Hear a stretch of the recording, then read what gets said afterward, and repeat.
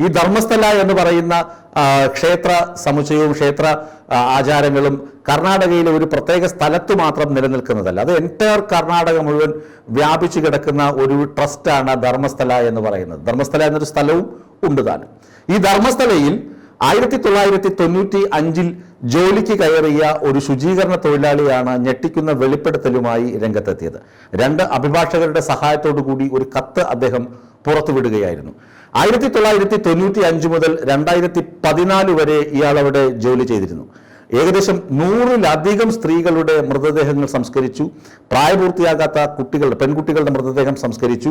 School യൂണിഫോമിൽ വരെ ആളുകളെ സംസ്കരിച്ചിട്ടുണ്ട് എന്ന ഞെട്ടിക്കുന്ന വെളിപ്പെടുത്തലാണ് ആ ശുചീകരണ തൊഴിലാളി അയാളുടെ കത്തിൽ ഉൾപ്പെടുത്തിയിരുന്നത്. അതിനുശേഷം ഞാൻ പറഞ്ഞല്ലോ, കുറച്ച് ആളുകൾ എന്നെ വിളിക്കുകയൊക്കെ ചെയ്തിരുന്നുവെന്ന്. അവർ പറയുന്നത് മലയാളി പെൺകുട്ടികളും ഇത്തരത്തിൽ അപായപ്പെട്ടിട്ടുണ്ട്.